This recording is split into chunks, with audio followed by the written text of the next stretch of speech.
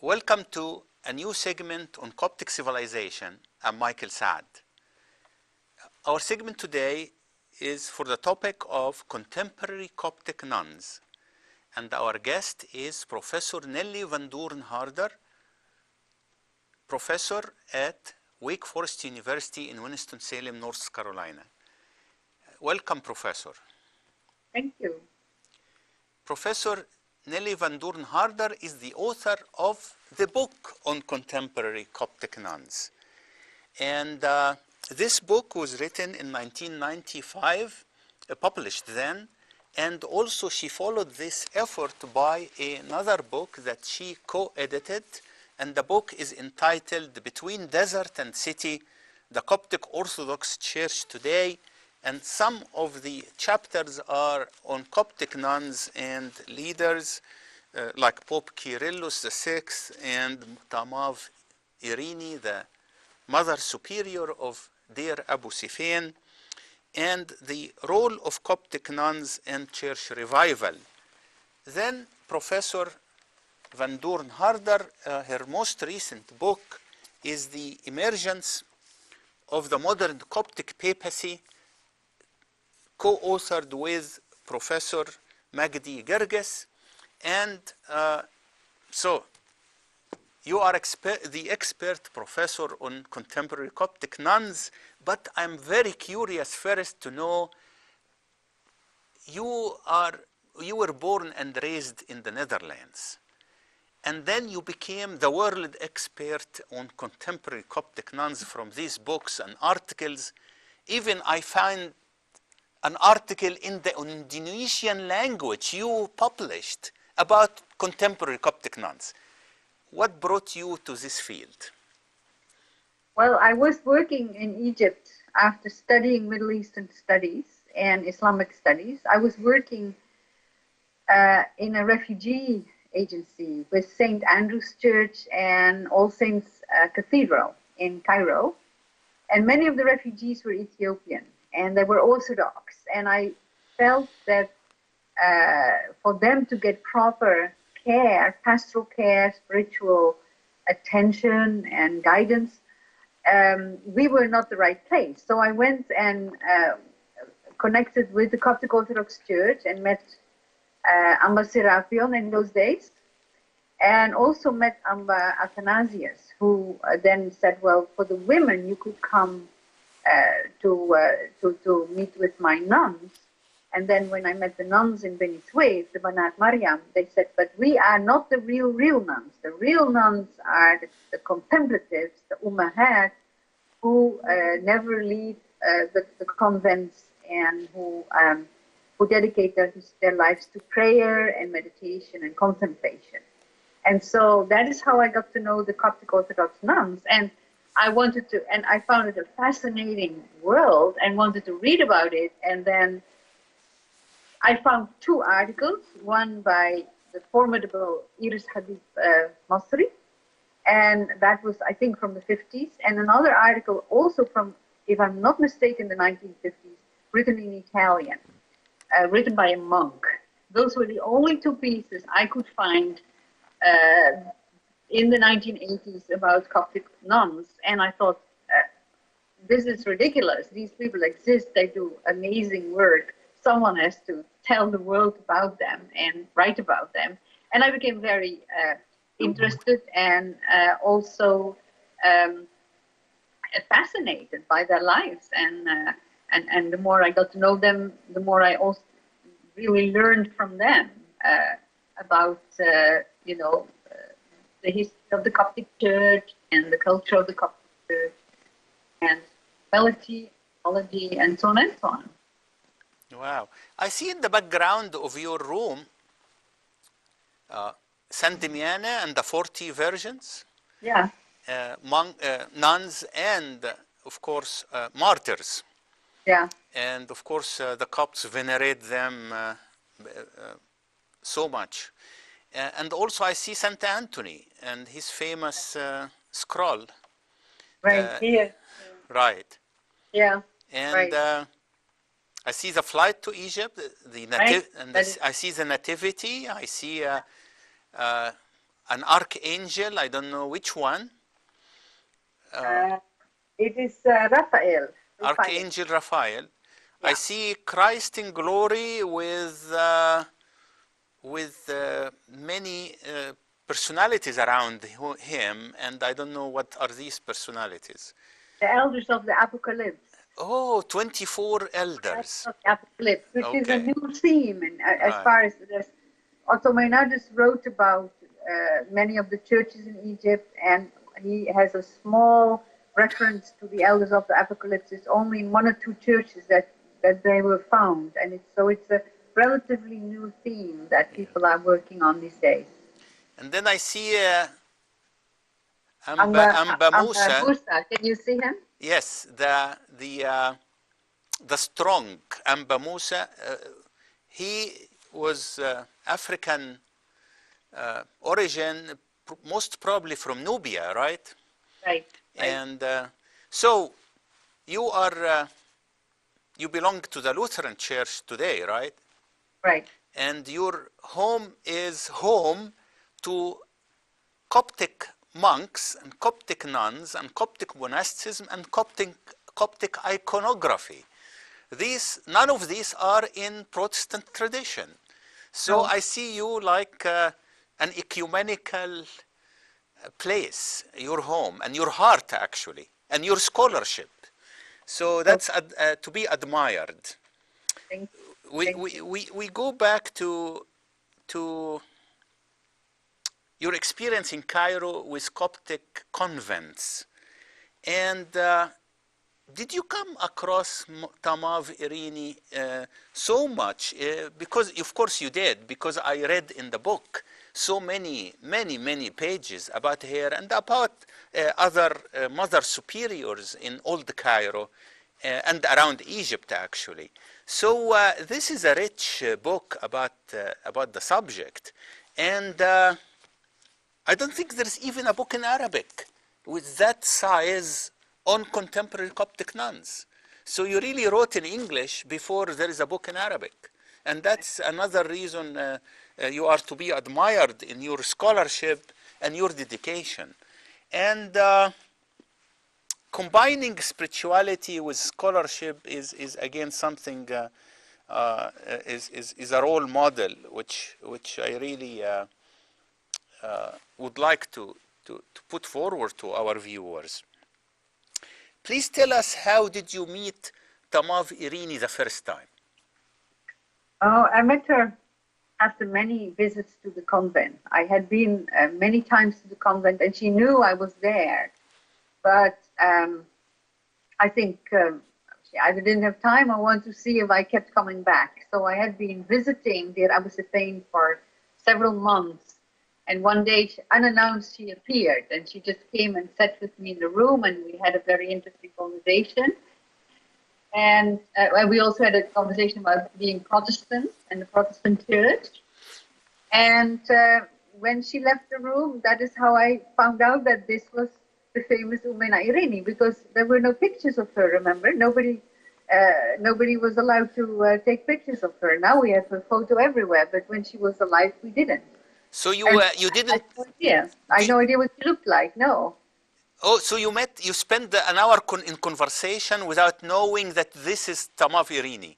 Yeah. When was that? During your 5 years in Cairo? That's the late 1980s. Yeah. Okay. Yeah. And one of the things we talked about was about the saints, why we don't have saints, and why they disappeared. is basically the veneration and the respect for saints has become so little in the Protestant church. And I explained to her that people, focus instead on God, they started to focus on saints, especially the simple people in Europe in the Middle Ages, that they just had forgotten, because everything they knew from God was transmitted to them. It was transmitted by a priest or by the church. They couldn't read, they couldn't write.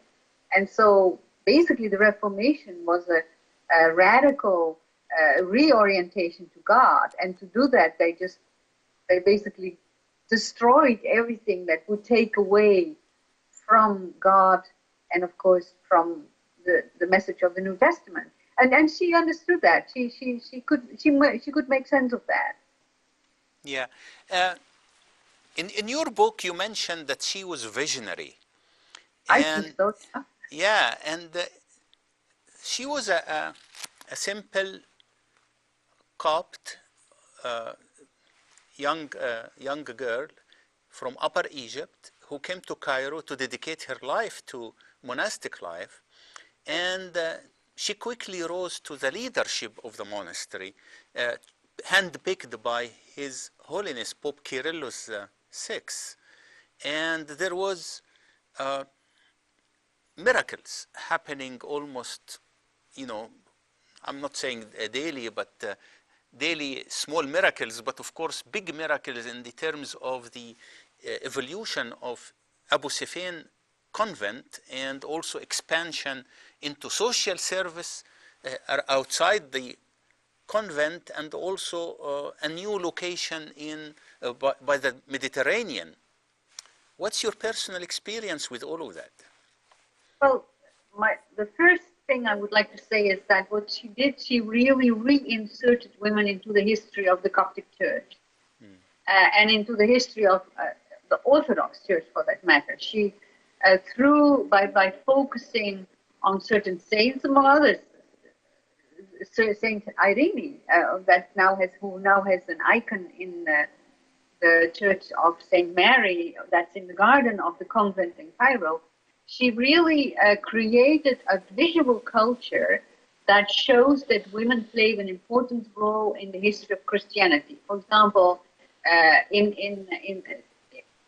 she commissioned an icon of Saint Synclitica, who is in the Apophthegmata, the sayings of the Desert Fathers and Mothers. And so there are very few icons of that specific saint. The saint who taught others, men as well as women. So, and then she's basically what she did is that visual culture became a material culture. When the convent became full, she realized that the nuns had could play a big role in the Coptic Church not just by having secondary buildings such as in what I call Sidi Kriir, which is west of Alexandria, right, and overlooking the Mediterranean. We built a huge farm there. It's also almost like a retreat center with all kinds of chapels, but where they also grow. They grow fruits and vegetables, and they make cheese, and they make all kinds of products. So in a way, she became part of a movement in the Coptic Church that you, for example, see in the Macarius monastery, where monks and nuns try to show Egyptians alternative ways of living off the Egyptian soil, and by then basically making a lot of products themselves and selling these. And when you now go to Deir Abu Sufyan, where the grave of Mother Irini is, they now built a huge hall for visitors with several shops lining that hall, and two of these shops sell products, and produce and products that you buy from the farm. So it's in a way, it's a present for Copts, women and men, where they can go and, let's say, revive their spirit, as the monasteries are. It's a place. There is also, beside contemporary Coptic nuns, which is formal monastic life an order, there is also something new in the Coptic Church that perhaps the late Bishop Athanasius of Beni Suef started in Beni Suef, which in Arabic we call mukarrasat, dedicated to women or women dedicated for ministry. And they are doing fantastic job, but there has been some debate in the last 10, 12, 20 years on the role of such orders. What do you think, or what do you know about His Holiness Pope Tawadros' vision or agenda for the Mukarrasat? Well, the thing is that it was not so much a disagreement, because you know that Mother Irini and Amba Athanasius of Beni Suef were very close. Although Mother Irini did not agree with his vision on what women could do in the church. The idea was, if you are truly Coptic Orthodox, you can only be a contemplative nun, because we do not have what Catholics have, communities for women.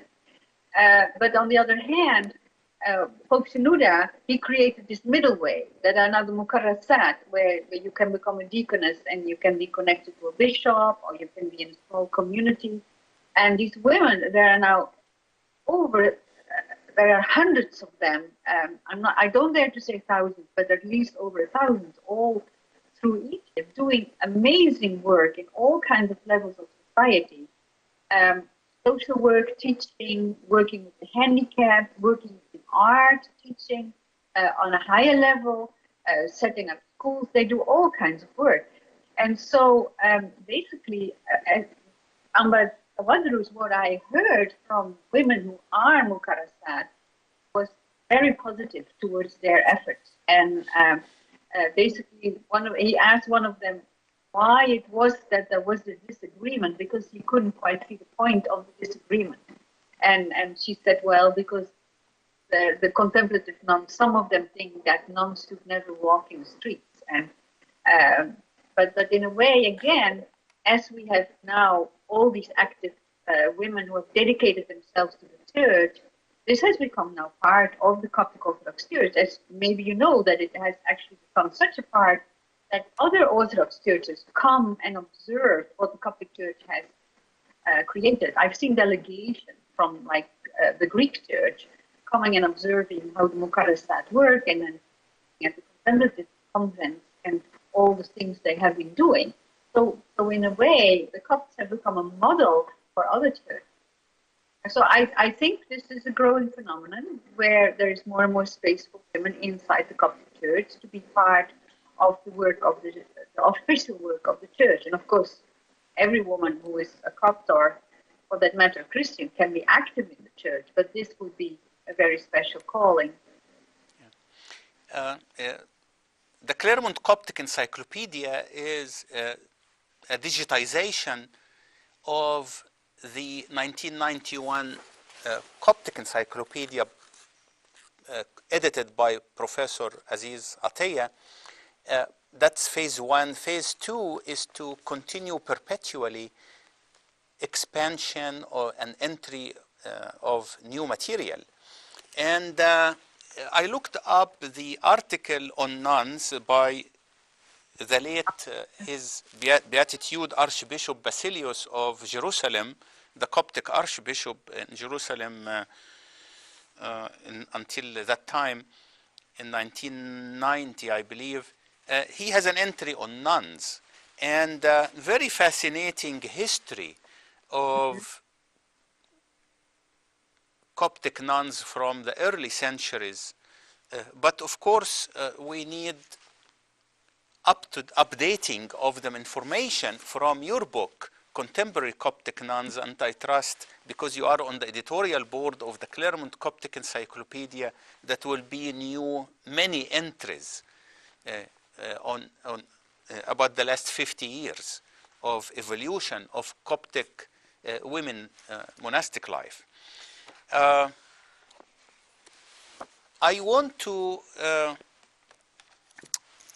if I may, as we conclude this segment on contemporary Coptic nuns, I want to mention that this program on Coptic civilization acknowledges that Coptic monastic life has been one of the pillars of not only Coptic spirituality, but also Coptic civilization. I would like to hear your concluding remark on contemporary Coptic nuns, Professor. Well, now Mother Irini is no longer with us, but praying for us in heaven and living with us in heaven. I thought I should actually close with something that she taught, because you know that she was very concerned about preaching about heaven and showing people that heaven is real. And one of the things she taught her nuns was that we should always live in a circle of joy, love, and humility. And if we stay in that circle, then we can connect with God and we can connect with others. And we, in fact, live a heavenly life on earth. And then she always would stress that God is extremely concerned with our salvation. And by doing that, in my view, he is now in the tradition of the Holy Fathers and Mothers who left words, beneficial words for the believers that we can think about every day and try to apply to our life. Thank you so much, Professor. Joy, love, and the humility, teachings from Mother Irini. God bless her soul. Thank you for watching us. See you next week on Logos TV, Coptic Civilization. I'm Michael Saad.